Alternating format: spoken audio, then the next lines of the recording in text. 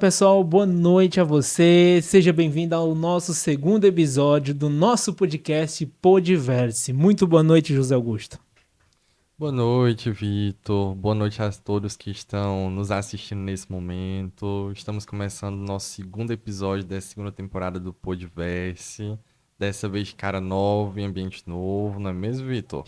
Isso mesmo, pessoal. Muito boa noite a você que está aqui ligadinhos, aqui junto com a gente no nosso canal do YouTube e você também que está acompanhando aí também através do canal aqui da Rádio Cultura FM 105,9. E hoje estamos aqui com o nosso segundo convidado que, para você que não assistiu o nosso primeiro episódio, está disponível, né, José Augusto?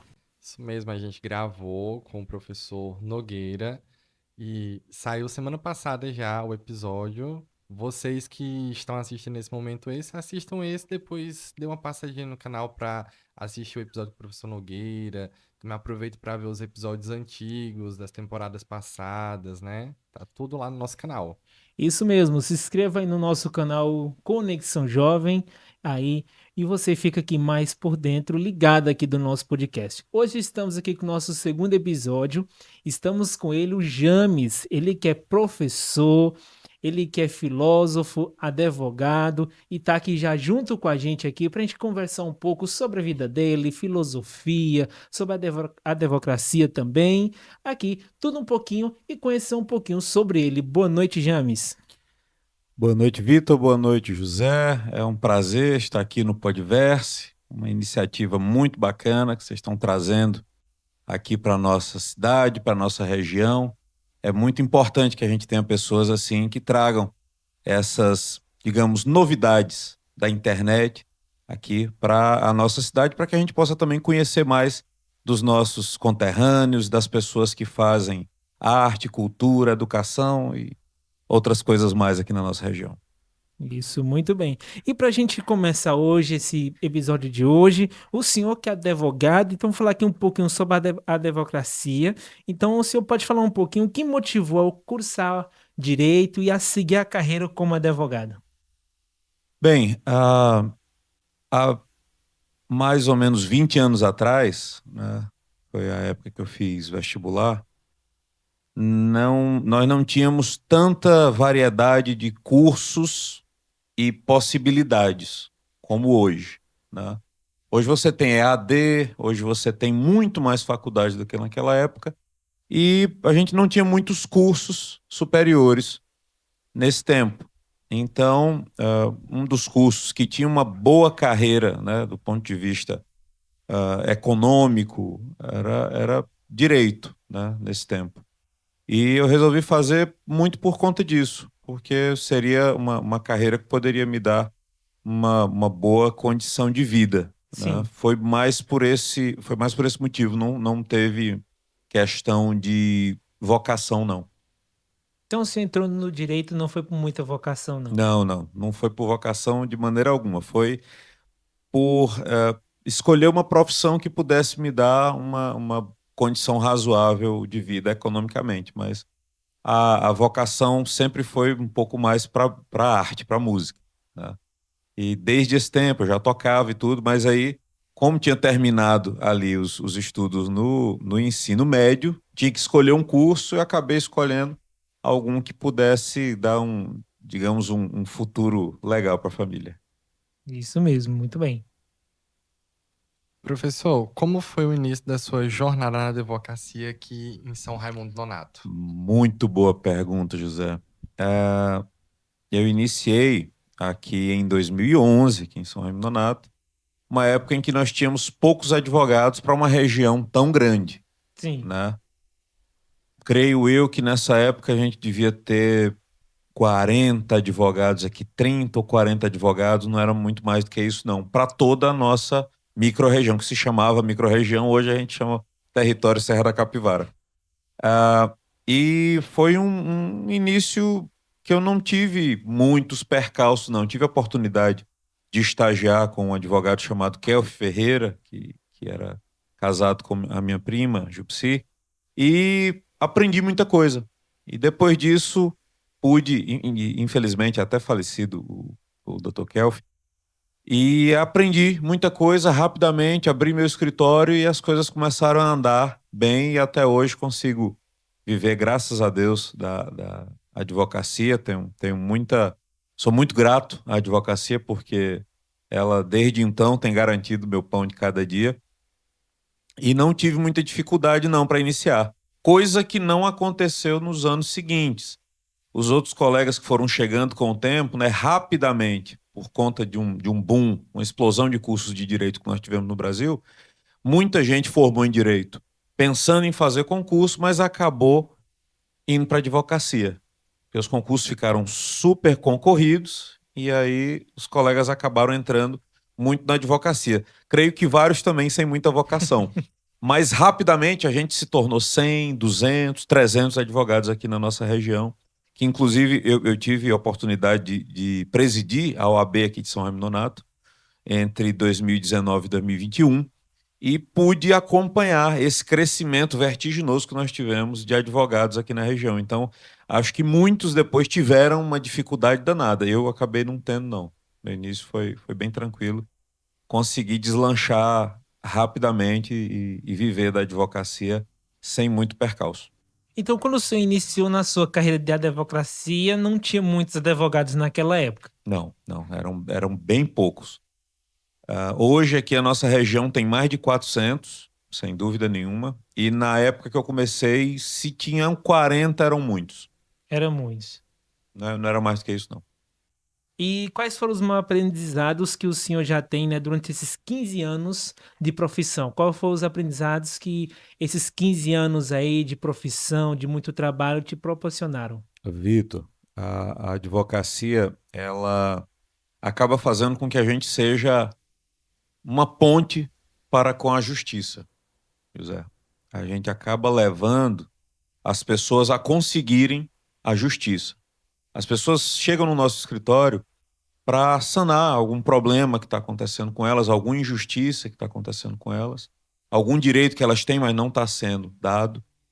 E a gente trabalha no intuito de levar essas pessoas ao direito que elas têm. Então, muitas vezes chega uma pessoa no seu escritório precisando se aposentar, mas o INSS negou a aposentadoria. Aí a gente vai lá, entra na justiça e convence o juiz de que o nosso cliente tem o direito. Muitas vezes o nosso cliente é preso de maneira indevida. E aí a gente trabalha no sentido de dar novamente a liberdade ao nosso cliente. E te falo, Vitor, o nosso Brasil, o nosso Piauí, o nosso São Raimundo Nonato, são terras que, onde infelizmente há muita injustiça. Uhum. E é muito necessário que a advocacia aqui seja forte, é necessário que o Ministério Público daqui tenha muita força e que a própria justiça possa chegar cada vez mais ao cidadão, porque muitos estão em situação de injustiça e é necessário que lhes seja dada a justiça que é garantida pela nossa Constituição Federal. Isso aí, muito bem. Direito e filosofia são as áreas que o senhor está aí ligado, além de outras mais, né? Então, a gente queria saber como o direito e a filosofia eles estão conectados no seu dia a dia. Vamos lá. A filosofia é a ciência mãe de todas as outras, né? Foi da filosofia que os primeiros homens que começaram a refletir, homens e mulheres que começaram a refletir no nosso mundo, começaram a pensar nas coisas da vida, das mais simples, né?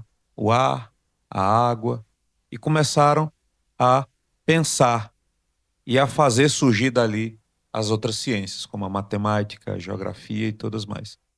Portanto, a filosofia está dentro de praticamente tudo. E não deixa de estar dentro e muito ligada ao direito. Inclusive, quando a gente estuda direito, é disciplina obrigatória, né, a disciplina de filosofia do direito, né, que é justamente para demonstrar de que bases filosóficas nasceu o direito. Por que que um ser humano, há há mais de 1000 anos atrás, pensou que o outro tinha um interesse e outro também tinha um interesse e precisava que alguém dissesse qual dos dois tinha razão. Por que é que o meu direito pode se sobrepor ao seu direito? E daí, né, a filosofia acabou sendo também base para a criação do direito. As duas estão intrinsecamente ligadas sempre, né? Sempre que o direito trata de alguma questão que necessita de reflexão, o direito e a filosofia estão ligados novamente. Na minha vida, especificamente, o direito entrou como profissão, a filosofia depois veio como paixão. Uhum. A gente que labuta com direito acaba lendo muito. Sim. É sempre Sempre lendo o bastante. trabalho do advogado ele está sempre permeado por leitura. E eu sempre gostei de ler, mas nos últimos anos comecei a me interessar mais e mais pelos temas da filosofia.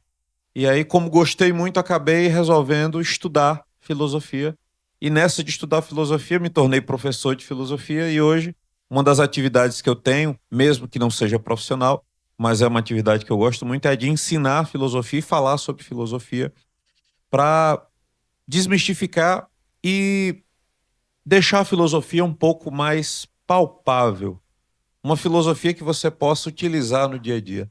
Para que serve a filosofia? Descomplicar o ensino da filosofia e poder também ajudar as pessoas a pensarem um pouco mais filosoficamente. Esse é o intuito do meu estudo da filosofia e para isso que eu acabo utilizando o aprendizado que eu tive no curso. Bacana. Entrando mais nessa área filosófica, brevemente, porque a gente vai abordá-la mais pra frente, eu faço a seguinte pergunta: quem é James Araújo Amorim? Ótima pergunta, ótima pergunta. Agora me fez pensar. Vamos filosofar. Vamos lá. Vamos tentar ser simples e complexos aqui ao mesmo tempo. James Araújo Amorim é um menino que nasceu em São Raimundo Nonato, em 1986, e que cresceu por aqui, estudou em Floriano, já morou em Brasília, e que é um apaixonado pela arte. Eu diria que a coisa que mais movimenta a minha vida de maneira positiva seja a paixão que eu tenho pela arte, né? Várias artes, em especial a que mais me interessa e mais me importa delas, que é a música. Mas que acaba, por conta de uma vontade de conhecimento assim muito grande, acaba viajando em outros trens, né? Um do direito para o trabalho, um da filosofia, por gostar, por paixão, a própria música e várias outras atividades. Eu já acabei fazendo de tudo um pouco na vida, como, por exemplo, sendo radialista. Eu já fui radialista uma época, né? E eu acabo sempre gostando de aprender coisas novas. Talvez uma das coisas que mais me mova na vida, tal qual a arte, seja a vontade de aprender coisa nova. Sempre. Eu sempre tenho vontade de aprender coisas novas, seja habilidades novas, seja conhecimentos novos. Então acho que o James Araújo Amorim é esse, cara. Muito bem, então agora a gente já falou um pouco sobre a democracia, adentrou um pouco na filosofia e agora falou um pouco sobre música. O senhor que Vamos. também é cantor, Isso. toca também, e agora o senhor pode falar um pouquinho como surgiu a paixão pela música e o nome artístico James Casablanca. Vamos lá. Para quem acha que tem as coisas de dom e que vem conosco desde criança, a música não é uma coisa que me acompanha desde que nasci. Como algumas pessoas. Tem músicos, tem pessoas que são da música que começaram ali, desde os primeiros passos, já eram apaixonados por som, por música, por dançar, por bater e tentar tocar um instrumento, alguma coisa. Comigo não aconteceu dessa forma. Eu, até os 8 ou 9 anos de idade, eu só era esse cara curioso que gostava de aprender muita coisa.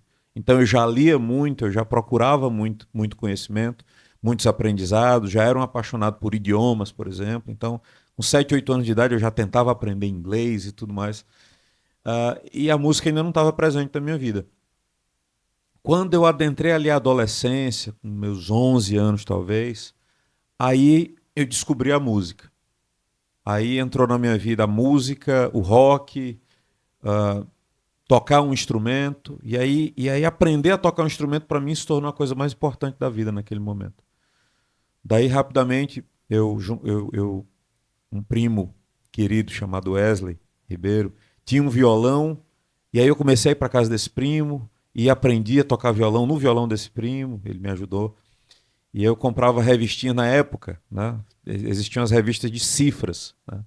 Para quem não sabe, a cifra é uma maneira de codificar o acorde para que você acompanhe a música ali, mesmo que você não saiba, mas você sabe o que significa aquele acorde ali cifrado e você acompanha. Na época, né, a internet ainda estava iniciando no mundo, aqui em São Raimundo não se falava quase em computador, avalie em internet.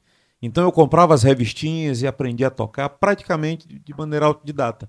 E aí nesse momento houve a virada talvez mais importante da vida, né? Que foi justamente o momento em que a música entrou nela. E daí para frente eu me apaixonei de maneira desmedida pela música e até hoje sou. A música entrou na minha vida dessa forma, né? Então eu não nasci com a música, mas desde que ela entrou na minha vida, ela nunca mais saiu dela um dia, né? Não existe um dia na minha vida que não exista algo ligado à música. Ou que eu ouça música, ou que eu faça música, ou que eu toque música, mas ela está no meu dia a dia todos os dias da vida. Muito bem. O senhor já toca há muito tempo, né? Já é um músico já profissional. E a gente queria saber como foi essa transição de sair de um músico amador para um músico profissional. Vamos lá.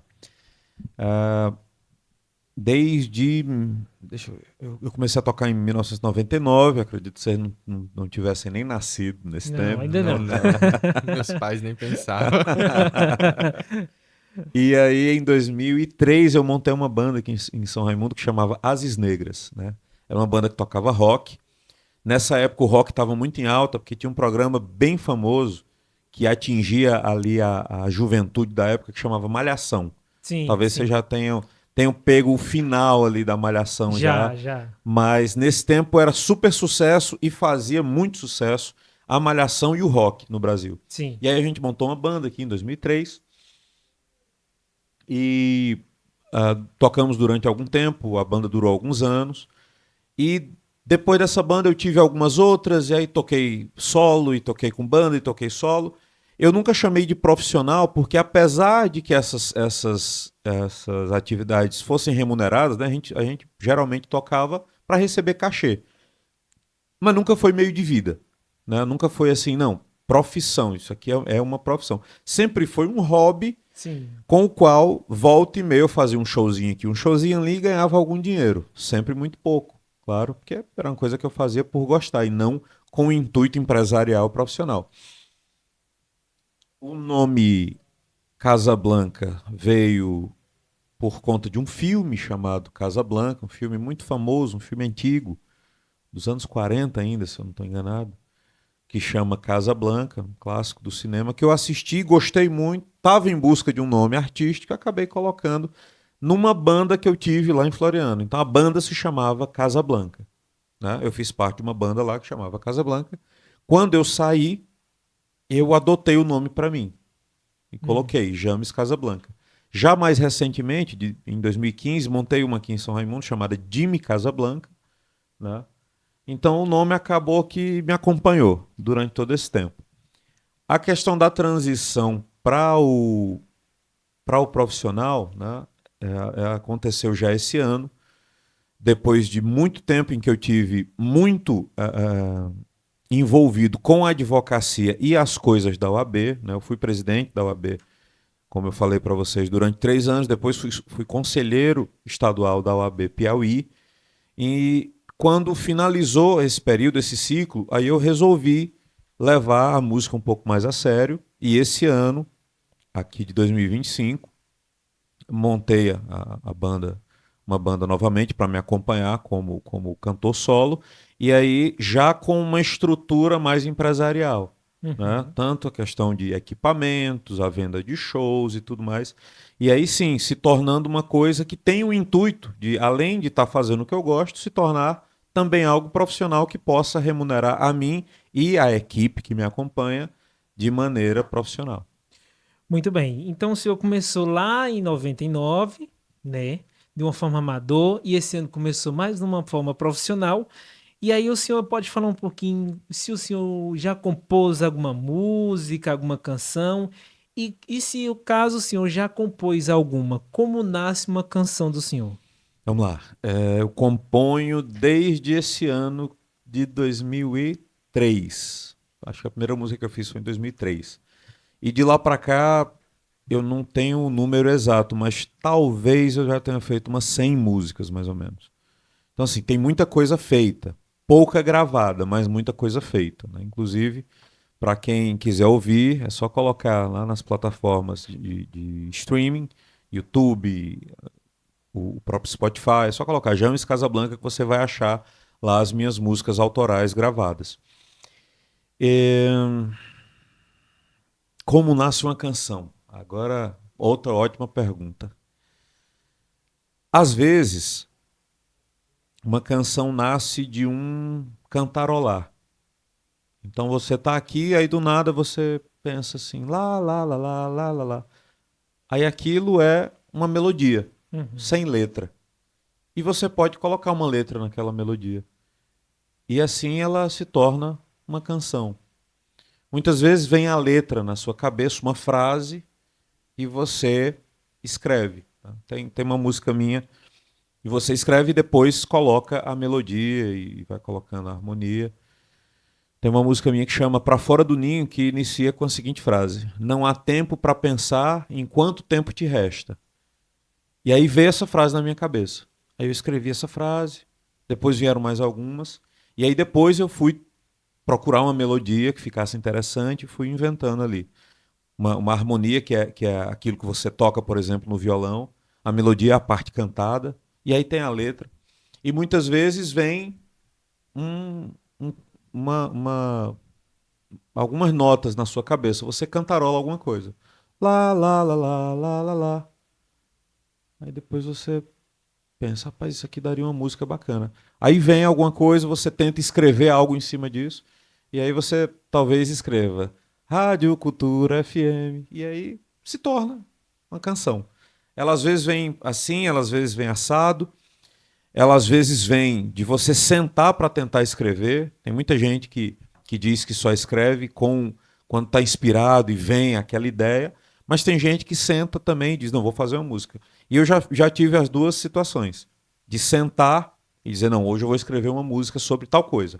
E aí começo, escrevo, testo, tento, mexo, arrumo. E às vezes, do nada, vem uma coisa. Já aconteceu de vir música na minha mente, num sonho. Eu já acordei uma vez e estava na minha cabeça uma melodia e eu comecei a escrever uma música. Então, são várias situações e há quem diga que tem um componente mágico nisso tudo, alguma coisa que Uhum. transcende, alguma coisa sobre-humana. Certo. E que mensagens o senhor mais gosta de passar através das suas músicas? Boa pergunta também. José, tem eu tenho música falando sobre tanta coisa, mas geralmente são músicas que falam sobre sentimentos, né? São músicas que falam sobre amor, desamor Uhum. e coisas que acabam permeando relacionamentos e maneira como você acaba se sentindo. Mas tem coisas sobre vários assuntos, né? Tem músicas sobre vários assuntos, mas talvez o que mais se repita seja esse de falar sobre sobre amor, carinho, os sentimentos mais sublimes, digamos, da relação entre homem e mulher, pai e filho, e amigos. Então, assim, tem sobre tudo isso, saudade, por aí. Muito bem. Então, o senhor, agora, falando agora um pouquinho sobre a filosofia na vida do senhor. E então, o senhor falou que a filosofia é uma coisa que o senhor faz por paixão, Isso. né? Uma das coisas que o senhor faz por paixão. E como nasceu o projeto Pensador das Pensador das Cavernas? Cavernas. Como nasceu esse projeto? Como é que é o início da pergunta? Como nasceu o projeto? Só isso, né? Isso. Vamos lá. Como nasceu o projeto Pensador das Esse Cavernas? nome, você vai rir agora. Esse nome surgiu numa aula de filosofia quando eu estudava ainda no terceiro ano do ensino médio.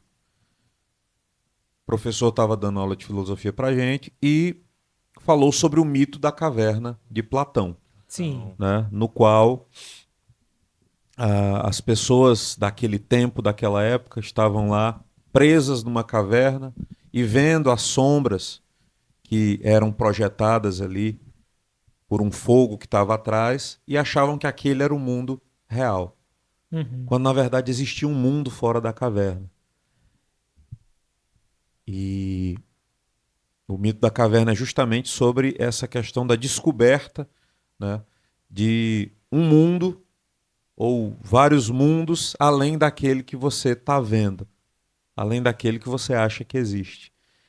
E aí, um belo dia assistindo a aula de filosofia, meu professor, que é o psicólogo Paulo Negreiros, era meu professor de filosofia à época, contou sobre o mito da caverna, eu não conhecia, e achei aquilo magnífico. E logo eu me auto-intitulei o Pensador das Cavernas, quando tinha lá meus 15 anos, talvez. E aí eu sentava na última carteira na minha sala, e aí eu escrevi lá, Cantinho do Pensador das Cavernas. E ficava lá. E aí ficava lá filosofando e lendo coisas. E é claro que tinha quem me chamar, tinha os colegas para me chamar de doido na época. Eles ainda existem. E desde então a filosofia sempre foi uma coisa que me deslumbrou. Eu sempre fui deslumbrado por filosofia. Em alguns períodos um pouco eu li um pouco mais sobre filosofia, outros um pouco menos, outros um pouco mais, por conta das circunstâncias de Uhum. cada época, mas sempre estava ali por perto. Daí, uns anos atrás, eu resolvi estudar filosofia para valer. E aí fiz filosofia EAD. E como a advocacia acaba tomando boa parte do meu tempo e eu não tive a pretensão de, por exemplo, fazer um concurso para ser professor de filosofia ou no estado ou no município e tal, a maneira que eu achei de falar sobre filosofia e de ensinar filosofia foi pela rede social. E aí eu fiz um perfil no Instagram chamado Pensador das Cavernas, né? Convido a todos para seguir, inclusive, e no qual eu trato sobre temas da filosofia, né? Falo e dou ali minhas breves aulas, faço meus comentários, minhas reflexões, e acabo postando semanalmente um podcast que chama Pensando Fora da Caverna, que tem veiculação semanal também lá na Alternativa FM, mas que está lá no Pensador das Cavernas. Toda semana sai um episódio novo do podcast Pensando Fora da Caverna, no qual eu vou falando sobre temas que são interessantes à luz da filosofia. Muito bem. Bacana esse projeto do senhor do podcast, né? E seguindo nessa vertente da filosofia, qual o papel que papel a filosofia tem desempenhado na sua vida e na forma como você enxerga o mundo? Papel fundamental, José. Fundamental. Eu te falo. Outro ramo que eu acabo gostando muito é o da psicologia. Leio muito sobre psicologia e é outra coisa que me ajuda muito na vida. Os dois, intrinsecamente. Porque tanto um quanto o outro lhe ajudam muito a se conhecer mais, a se conhecer melhor, a conhecer mais as coisas. E ter um leque de conhecimento que te faz ver as coisas de maneira um pouco mais incomum, de maneira menos simplória. né? E poder entender de coisas na vida que nem todo mundo vai ter a oportunidade de entender. Muito por conta da profundidade, da complexidade de alguns desses pensamentos. E me ajuda sobremaneira na vida a labutar com as coisas do dia a dia, que às vezes são tão complicadas, né? Às vezes viver é muito simples e às vezes viver é muito complicado. E quando complica, eu sempre vou atrás das leituras que fiz, do conhecimento que eu tenho nessas áreas de filosofia, da psicologia, justamente para me ajudar a tomar as decisões, né? Porque muitas vezes é difícil, muitas vezes é complicado. E se você tem um repertório bom de conhecimento, fica melhor para levar aí a vida. Muito bem. Então, e falando, continuando a falar aqui mais sobre a filosofia, o senhor acha que os jovens de hoje, da atualidade, eles têm interesse, eles estão interessados em filosofia ou mais ou menos, como é que tá? Pouco, muito pouco. Mas é meio que natural. É meio que natural. Porque a filosofia uma, é um ramo do conhecimento, né? O ramo mãe do conhecimento, que acaba necessitando de um pensamento crítico e reflexivo um pouco mais elaborado. E tanto é difícil que pessoas mais jovens tenham a condição de fazê-lo, não é que por ser jovem a pessoa não consiga, tem muita gente que consegue. Mas geralmente acaba não chamando a atenção por ser complicado, né? As pessoas, cada dia mais, elas estão se interessando por coisas que não deem muita dor de cabeça e que não compliquem muito a vida. As pessoas estão querendo simplicidade e, principalmente nesse tempo de redes, né, de redes sociais, as pessoas estão querendo consumir coisa simples e rápida. É um TikTok de poucos segundos, uma dancinha e acabou. Quem é que quer passar 20, 30 minutos vendo uma reflexão filosófica no YouTube? Quase ninguém.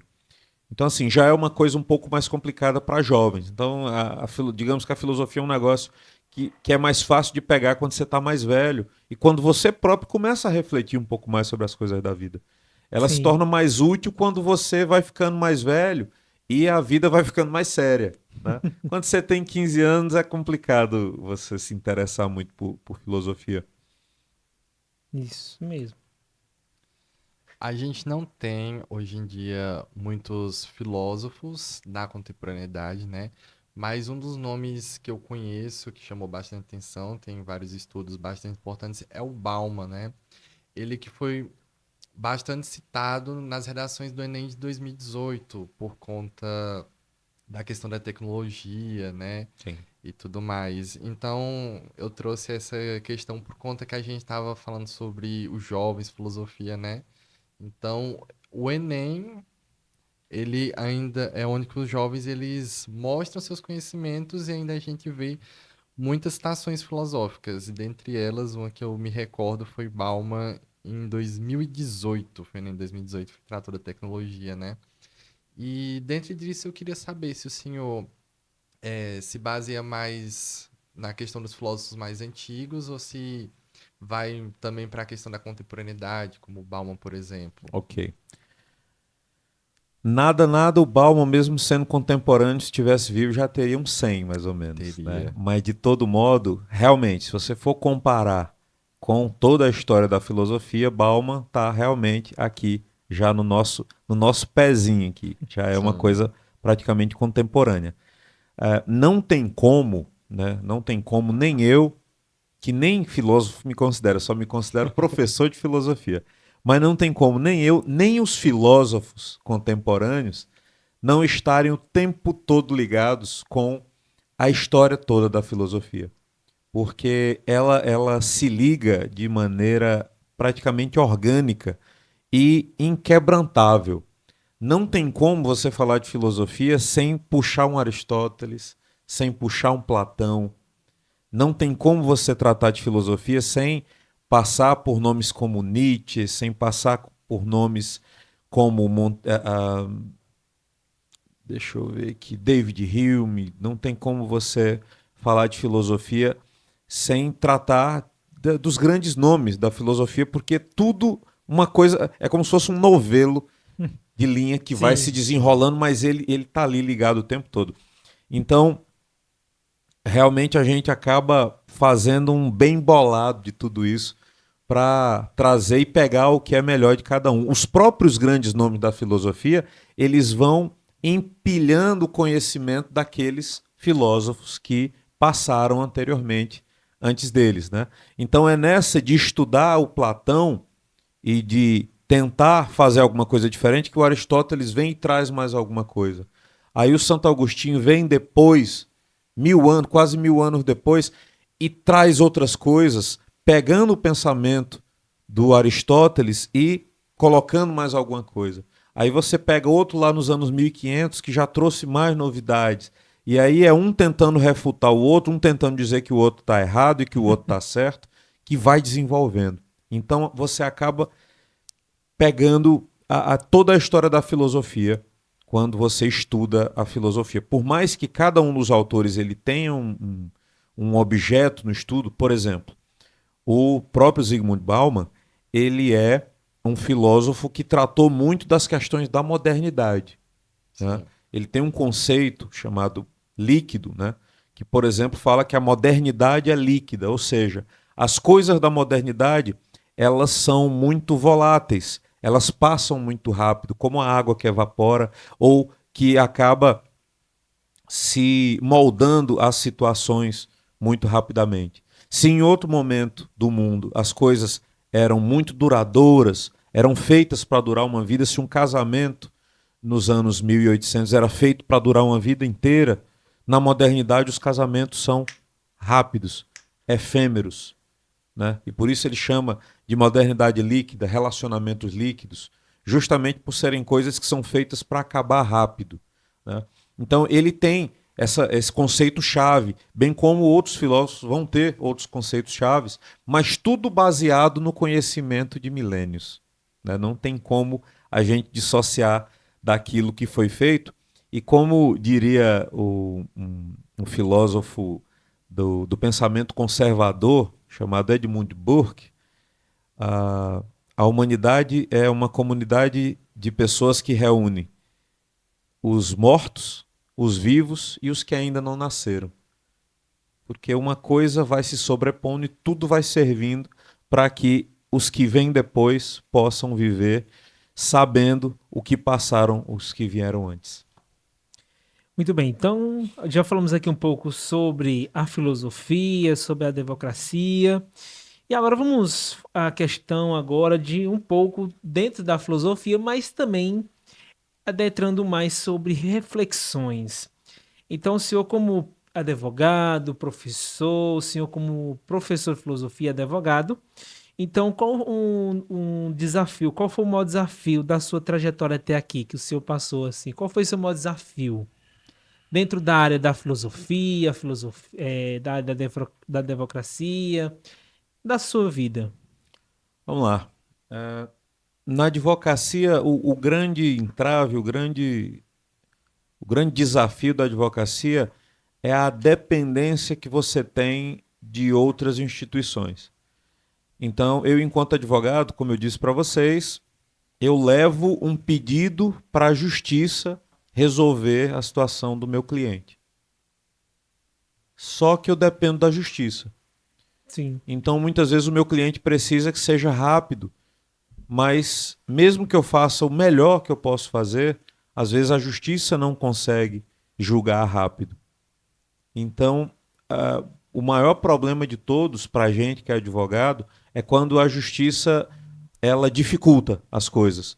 Seja por uma questão de muitos processos, seja por uma questão de um magistrado X ou Y que não desenvolve tanto trabalho, seja por um servidor, N situações, mas o fato de você depender o tempo todo de outras pessoas e outras instituições para que aquilo que você pretende para o seu cliente seja feito, né? Na advocacia, esse é o grande problema, o grande entrave. Para a filosofia, talvez seja o óbvio que a gente já tratou aqui mais cedo, o desinteresse das pessoas pela filosofia. Então, você se tornar professor de filosofia num país onde as pessoas pouco leem é complicado, porque aí você vai tentar explicar conceitos complexos e mesmo que você o faça de maneira simples e bem didática, muita gente não vai ter base para entender o que você está dizendo. Então, por vezes, o ensino da filosofia ele não vai encontrar muita gente para ouvi-lo. Né? Então, isso talvez seja uma coisa um pouco ruim. Né? Mas, ao mesmo tempo, eu acho que é o que me move um pouco. É descomplicar a filosofia. Eu tenho muita vontade de conversar a filosofia com as pessoas e descomplicar para que as pessoas possam ver o quanto ela é magnífica e o quanto ela pode ser utilizada no dia a dia. Muito bem. Bacana. Existe alguma frase ou pensamento que te guia na sua vida?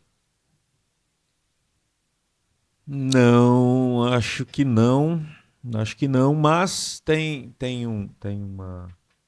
uma frase que, salvo engano, é do filósofo Arthur Schopenhauer, que Schopenhauer. fala que vida é sofrimento e que é também base de boa parte do pensamento religioso do nosso Sim. mundo cristão, por exemplo. Se você pegar a Bíblia e ler a fundo, você vai perceber que grande parte dos ensinamentos ali, eles são nesse sentido. Né? Então, Schopenhauer, claro, não estava inventando a roda quando ele falou isso, mas quando a gente entende que a maior parte da nossa vida não é feita de coisas aprazíveis e de prazeres, a gente consegue lidar melhor com as dificuldades que são inerentes e que vão aparecer todos os dias na nossa vida. Né? Muita gente acaba tendo muito problema na vida por esperar o dia em que vai ser feliz o tempo todo, sendo que esse dia não vai chegar para ninguém, para absolutamente ninguém.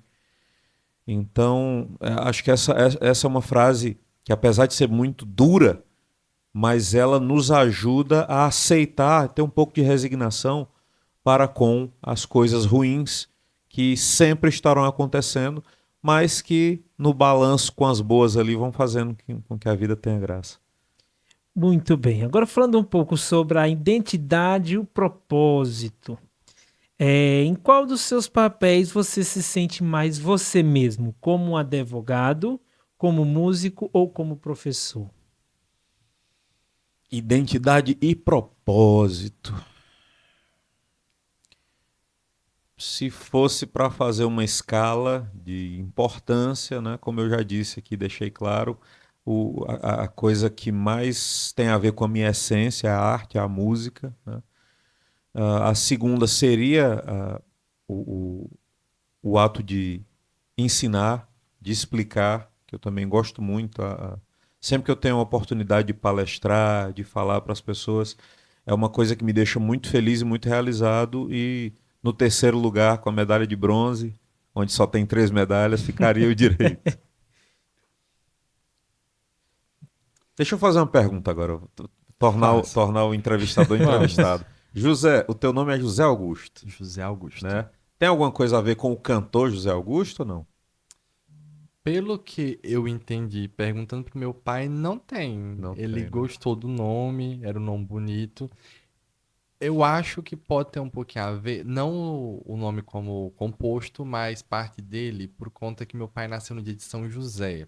Só que ele não carrega o nome José. Entendi. Meus avós deram o nome para ele de Gercílio, né? Então acho que parte disso foi por conta disso, mas acho que foi mais também pela questão sonora. É um nome que ele considerava ser bonito e tudo mais, Sim, né? sim, sim. Inclusive também não é tão comum porque eu nunca encontrei um José Augusto pessoalmente, né? Pois é, você vai encontrar com certeza caras mais velhos com o nome José Augusto por conta do cantor José Augusto. Sim, Fez muito sucesso nos anos 70 e 80. Como você nasceu um pouco depois, da sua idade realmente não vai encontrar é muito, não. complicado. E agora, continuando falando aqui um pouco mais sobre o senhor, como o contexto de ter nascido aqui em São Raimundo do Nonato influenciou você ser quem você é hoje? Boa pergunta também. Eu acho que não influenciou muito, sabe? E por que é que eu te digo isso?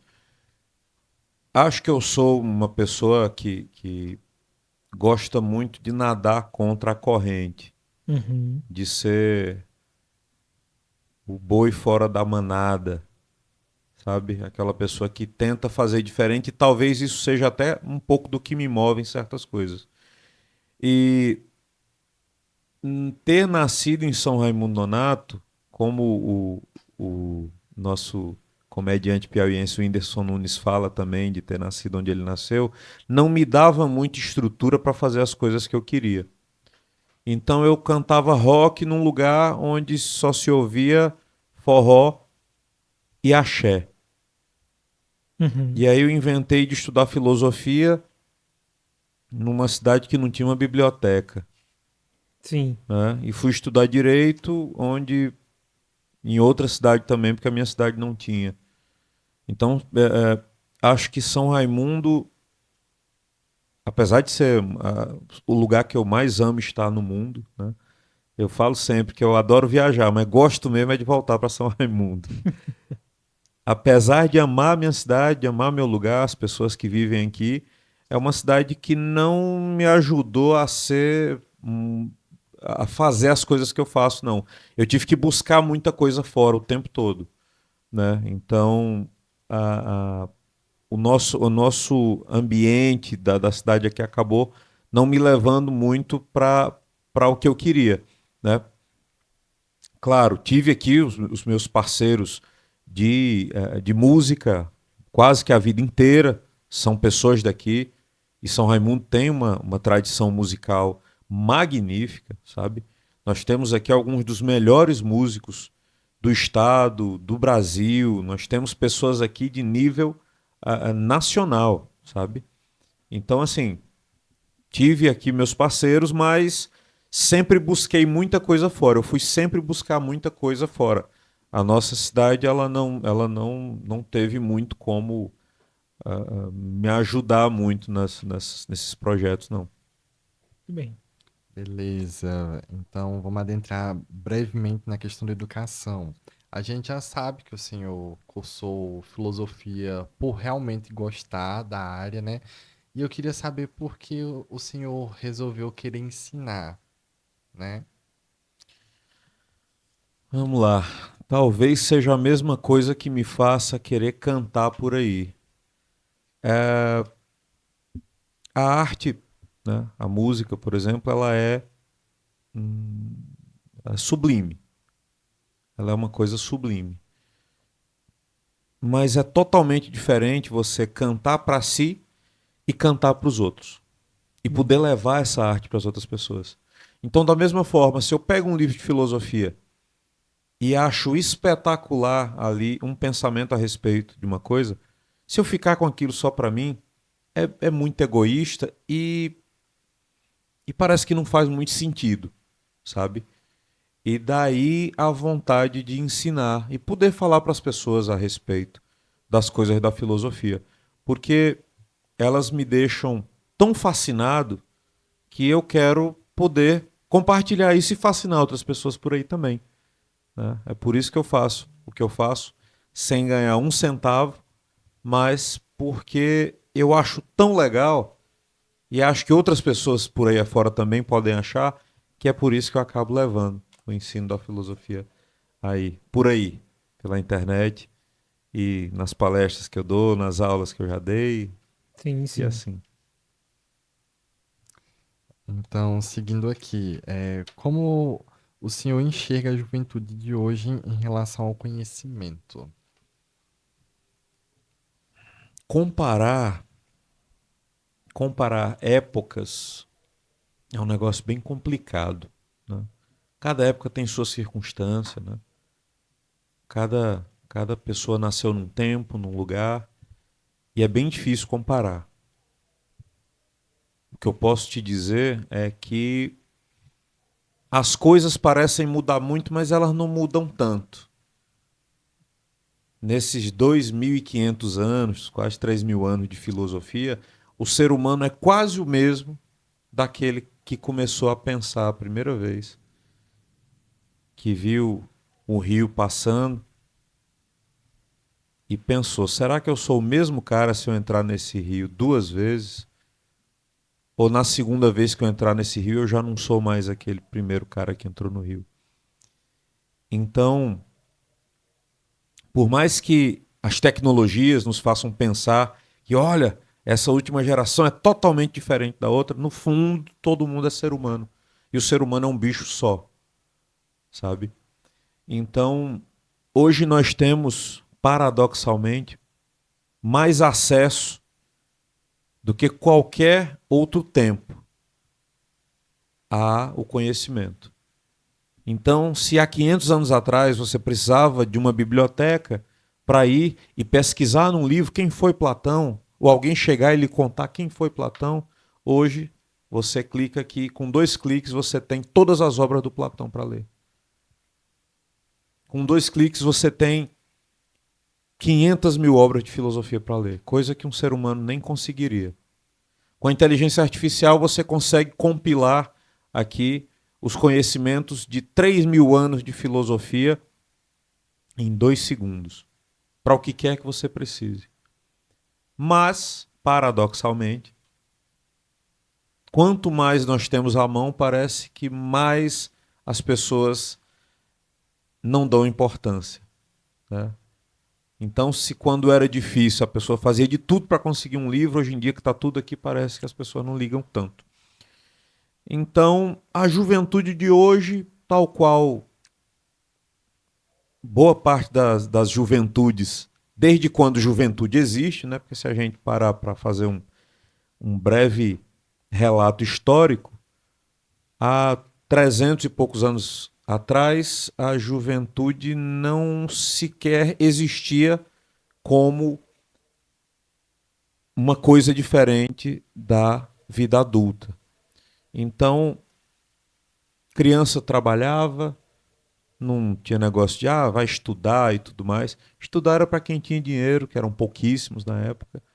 Então, assim, desde que juventude é juventude, né? Uma classe separada, diferente, que tem uma cultura diferente, que tem hábitos diferentes dos adultos, desde então a juventude não mudou muito e ela continua sendo juventude, que é um período em que a gente está ali aflorando os hormônios, conhecendo muita coisa pela primeira vez na vida e faz um monte de besteira, né? Quando a gente é jovem, o que a gente faz de melhor é fazer bobagem. E qual é o principal desafio que o senhor encontra em tentar motivar os alunos e os seus seguidores também do Instagram a refletir mais, a pensar um pouquinho mais?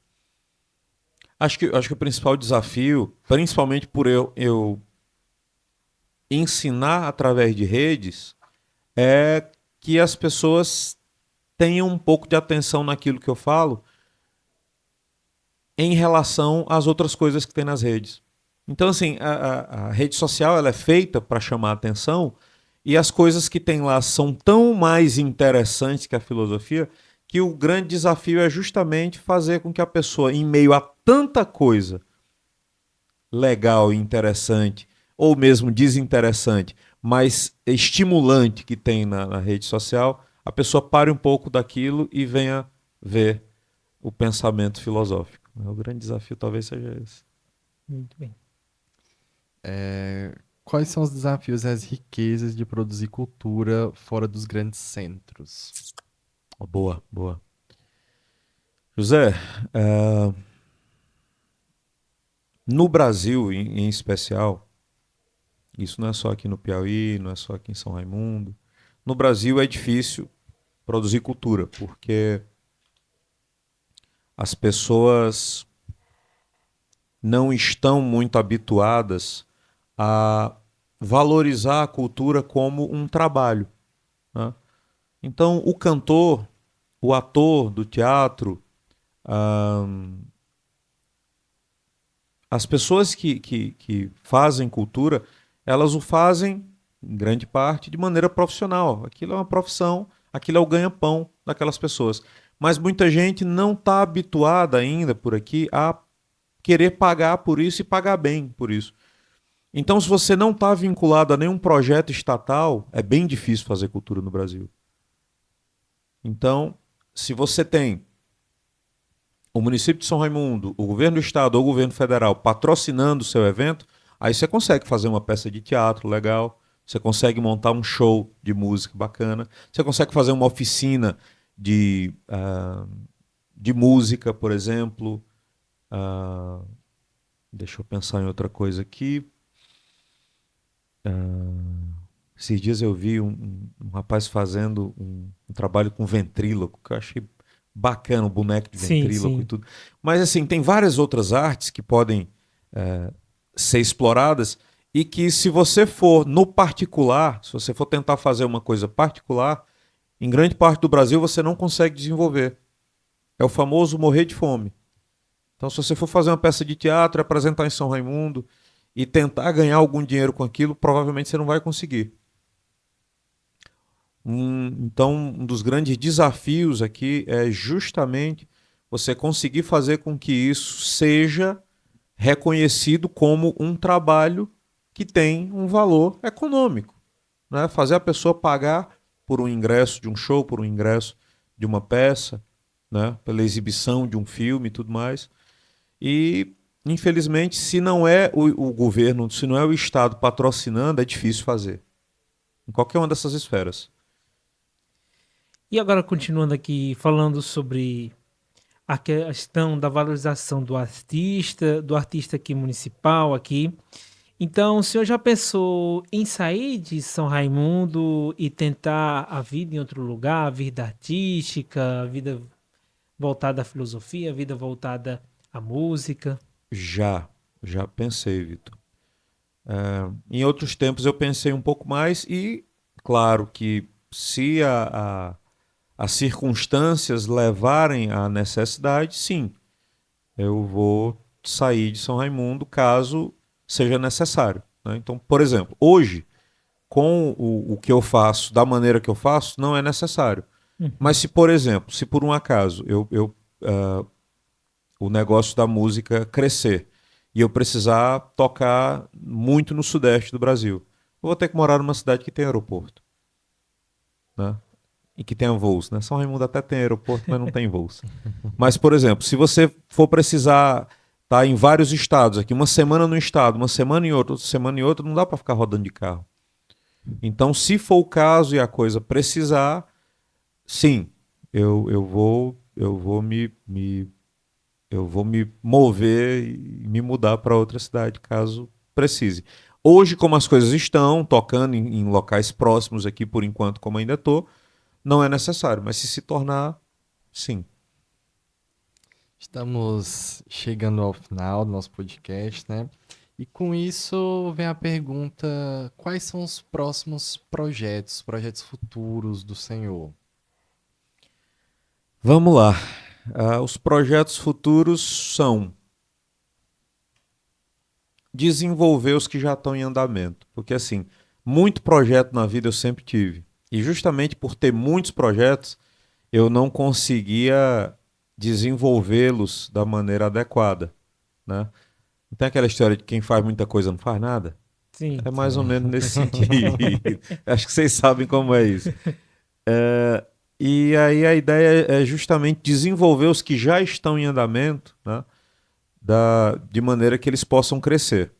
Lá no Instagram Pensador das Cavernas tem um linkzinho para um curso que eu criei que chama Detox de Redes Sociais, no qual eu falo sobre ferramentas para que você possa ter um uso mais saudável de redes sociais e desconectar um pouco delas e ter um pouco mais de tempo para você e para suas coisas da vida real. Porque quando você Sim. pensa que não, você passou horas ali no celular vendo rede social e outras coisas mais. Então pretendo fazer mais alguns cursos, né? E na área do ensino, da educação, da filosofia e crescer também, aumentar, expandir o negócio da música, né? Expandir para ir cada vez mais longe, tocar em muitas cidades, ter uma agenda de shows assim um pouco mais extensa, mas na realidade o grande projeto é cuidar melhor dos projetos que eu tenho e não inventar muita coisa nova, porque senão me atrapalha, acaba me atrapalhando. Eu já tenho muita atividade. Isso mesmo, muito bem. A gente agradece aqui o professor por ter aceitado participar dessa conversa. Então, para que as pessoas possam conhecer o James advogado, o James é filósofo aí, professor, como ela faz, como ela encontra o Vamos James? lá. Quero agradecer inicialmente, Vitor, José, pelo convite. Gostei muito de participar aqui do Podverse. Achei muito bacana aqui a interação de vocês. E para me encontrar, principalmente pela ferramenta Instagram hoje. Eu tenho um Instagram para a área do direito, da advocacia, que é o dr.jamesamorim, acho que é isso. Tem o da filosofia, que é o Pensador das Cavernas, e tem o de música, que é James Casablanca. Então você me encontra no Instagram em qualquer uma dessas plataformas. Tem o escritório de advocacia aqui em São Raimundo Nonato também, que fica lá na Avenida dos Estudantes. Se a pessoa quiser me encontrar presencialmente é lá, mas pelo Instagram também consegue contato para qualquer uma dessas atividades. Então, querendo, por exemplo, aprender um pouco mais sobre filosofia ou contratar para uma palestra, é só entrar lá no Pensador das Cavernas. Se quiser contratar para um show, James Casablanca. E se quiser contratar o advogado, dr.jamesamorim, tudo no Instagram. Você me encontra lá a qualquer hora do dia ou da noite. Isso mesmo, a gente quer agradecer ao senhor por ter aceitado participar aqui. E esse foi o nosso segundo episódio aqui, junto com o James Amorim, ele que é professor, ele que é advogado, ele que é filósofo, de tudo um pouquinho, tudo um pouquinho. E a gente agradece a você que chegou aqui assistindo a gente. Muito obrigado a você. Só lembrando que você assiste também através do canal da Rádio Cultura FM 105,9 e aqui no nosso canal do YouTube Conexão Jovem. Então se inscreva no nosso canal Conexão Jovem, inscreva-se aí, ative as notificações. Tem matéria, tem reportagem, cobertura de eventos e muito mais. Tem outras temporadas do outro projeto que a gente tinha, que era o Top News Podcast, onde também já tivemos professores, tivemos quem mais por lá também? Psicopedagogos, fonoaudiólogos, gastrônomos. Então, é um podcast variado. Então, a gente já passou por aqui gastrônomo, professores, a gente também já passou aqui fonoaudióloga, passou psicopedagoga, passou aqui muita gente aqui. Então, assuntos de gastronomia, assuntos sobre educação, inclusão social, de tudo um pouquinho a gente tem aqui no nosso canal. Então, você pode conhecer um pouquinho mais sobre os nossos projetos, né, José? Isso mesmo, Vitor. É só vocês olharem. Vamos procurar deixar fixado ao final do episódio, né? Uma playlistzinha dos episódios passados. Inclusive, também vamos deixar o primeiro episódio dessa temporada, que foi com o professor Nogueira, para facilitar a vida de vocês. Então, ao final desse episódio, vocês vão encontrar a thumbnailzinha, a pastinha, para vocês poderem assistir a esses episódios passados ou o episódio passado dessa nova temporada. Isso mesmo, gente. Então, muito obrigado a você. Só lembrando também, estamos no Spotify. Isso, você pode acessando nossos perfis pessoais Vitor Dias, José Augusto. Também você pode seguir o podcast lá no Instagram, Podverse no Instagram e o nosso também Conexão Jovem lá no Instagram. Lá tem os links que você acessa todos os nossos canais, nossos portais. Então você pode ouvir pela Amazon Music e também pelo Spotify. Então tá tudo por aí. Então você pode ouvir, assistir e reassistir aqui a gente pelas plataformas de áudio e de vídeo. Então a gente te agradece a você. Muito obrigado pelo carinho, pela audiência e muito obrigado, professor, por ter aceitado participar. Muito obrigado, um grande abraço a todos e que o podcast tenha vida longa e cresça muito. É o que eu desejo. Muito obrigado.